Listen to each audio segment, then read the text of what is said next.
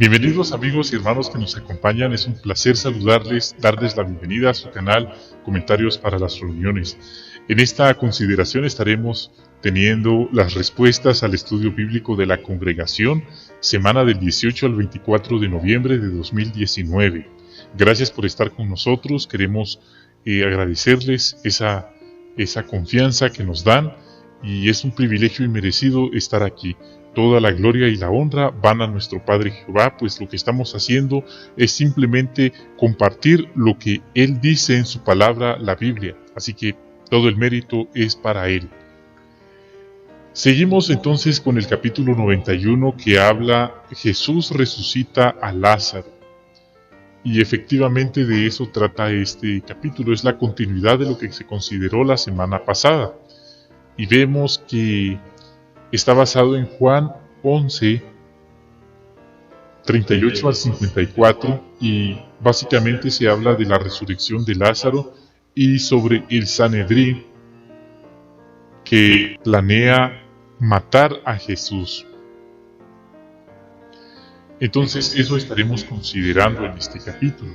Después de leerlo, están las preguntas impresas. La primera dice, ¿cómo reaccionan quienes ven la resurrección de Lázaro?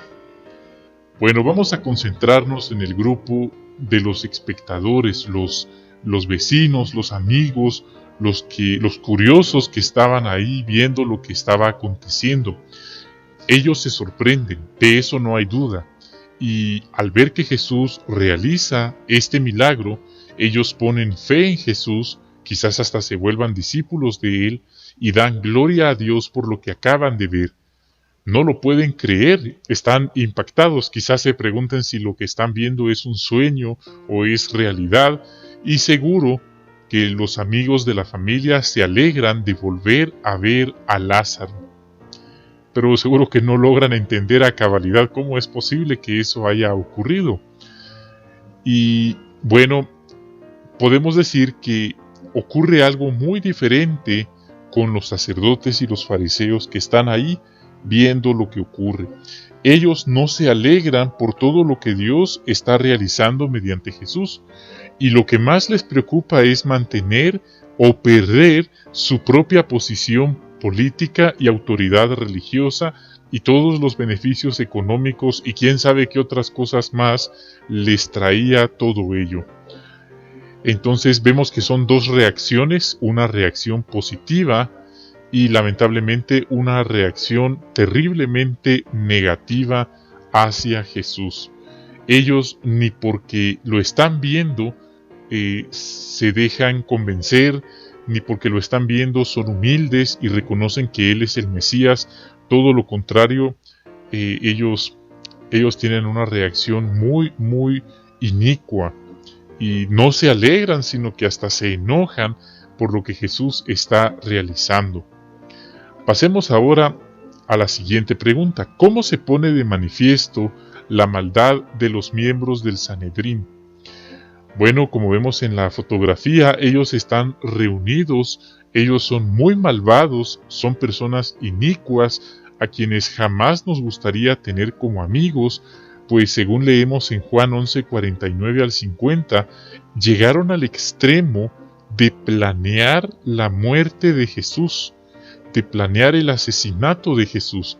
Imagínese hasta dónde llegó ese nivel de maldad de ese grupo de miembros, entre comillas, honorables y espirituales de ese Sanedrín judío. Vemos que la corrupción estaba allí, en ese lugar religioso. Y bueno, según leemos en esos versículos, uno de ellos que toma la delantera, conocido como Caifás, propone dar muerte a Jesús. Esa es la solución que él encuentra al problema. Y él dice, es mejor la muerte de un solo hombre que la de la nación entera, a fin de impedir que se siga debilitando la autoridad y la influencia de los líderes religiosos judíos.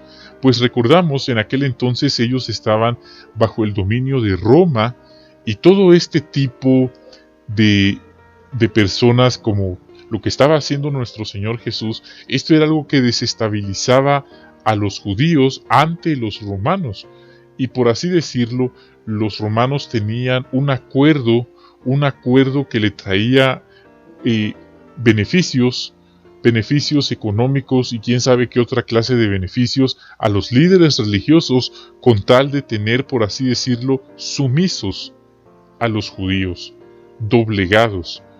Y el ver ellos que Jesús estaba, por así decirlo, despertando a las personas, esto representaba una amenaza para ellos. Por eso la reacción de pensar en una solución definitiva, la cual era ejecutar a Jesús. Qué grado de maldad tan lamentable. Dice la siguiente: a pesar de las intenciones de Caifás, ¿qué le hace profetizar Dios? Bueno, ahí leemos en Juan 11, 51 y 52 que él declara unas palabras que lo único que hace es, por así decirlo, una profecía de parte de Jehová. Sí, efectivamente eso es lo que leemos ahí en Juan capítulo 11, 51 y 52. Él dice, en el 11:49 al 50, Caifás era el sumo sacerdote aquel año, dijo: ustedes no entienden nada, no se dan cuenta que les conviene que muera un solo hombre por el pueblo y no que toda la nación sea destruida. Note el 51 y el 52. Esto no lo dijo porque fuera idea suya, sino que como era sumo sacerdote aquel año, profetizó que Jesús iba a morir por la nación. Y no solo por la nación, sino para reunir en un solo grupo a los hijos de Dios que estaban esparcidos. Imagínense qué palabras tan profundas, y él, sin darse cuenta, lo estaba profetizando. Bien, ahora vamos a considerar algunos comentarios adicionales que se relacionan o nos ayudan a entender puntos prácticos de esta lección. Es impresionante el parecido de los líderes religiosos del tiempo de Jesús con el de los de nuestros días. De hecho, muchos de los líderes religiosos de nuestros días han encabezado la persecución religiosa a los hermanos en diferentes países. Sí, es cierto, son las autoridades políticas las que han decretado tal persecución, pero existe un poder detrás de ese trono. Es una expresión para entender que son los líderes religiosos los que han presionado a los gobiernos para que persigan a los hermanos, motivados por el odio, motivados por los intereses políticos y económicos. Ellos ven a los hermanos como una amenaza, pero nos anima a saber que Jehová y Jesús están al tanto de los asuntos y jamás desamparan a sus siervos. Entonces esto fue algo que Jesús y los apóstoles y los cristianos del primer siglo también experimentaron, y como dije, muchos hermanos en tiempos modernos también lo han experimentado. Hay gente muy religiosa, pero lamentablemente con un corazón muy negro o inicuo o malvado. Tal fue el caso de los fariseos y los líderes religiosos de aquel entonces.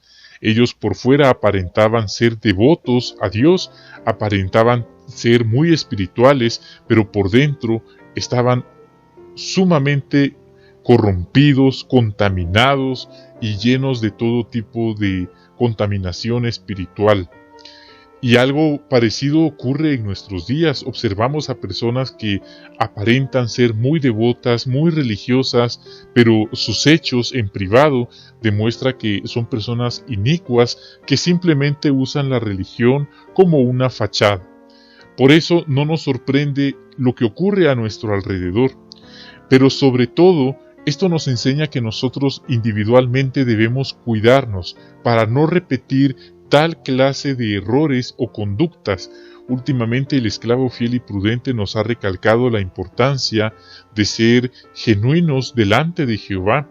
Sería muy triste que nos convirtiéramos en fariseos modernos, que abusáramos de la autoridad que se nos ha dado en la congregación, si tal fuera el caso, que tuviéramos privilegios y oprimiéramos a nuestros hermanos o privado cometiéramos pecados secretos, pecados ocultos, que pensamos que nadie nos está viendo, y el domingo vamos a la reunión y vamos al servicio del campo. Realmente eso sería imitar a los fariseos de los días de Jesús, y eso es algo que jamás queremos hacer. Otro punto muy interesante: Jesús resucitó a Lázaro. Algunos han argumentado que vamos al cielo después de la muerte, pero el ejemplo de Lázaro es un ejemplo real documentado en la Biblia que demuestra que no es así. ¿Por qué? Porque cuando Lázaro resucitó, él no se puso a contar historias del mundo de los espíritus o de lo bien que era estar en el cielo. Piense en esto: si él hubiera ido al cielo, quizás hasta se hubiera molestado que lo hubieran traído de vuelta a la tierra, a sufrir la vida imperfecta, el pecado que mora en la humanidad. Entonces no tiene sentido. Más bien se cumple lo que Jesús dijo: Lázaro está durmiendo, está descansando, y él fue allá para despertarlo del sueño. Pues bien, queridos amigos y hermanos que nos acompañan, ha sido un placer haber tenido con ustedes esta consideración semanal de las respuestas al estudio bíblico de la congregación. Esperamos que esto haya sido de bendición para ustedes, haber contribuido en su preparación para la reunión semanal. Reciban por favor un cordial saludo, bendiciones a ustedes, a sus queridas familias, a su congregación. Un gran abrazo a todos, hasta la próxima.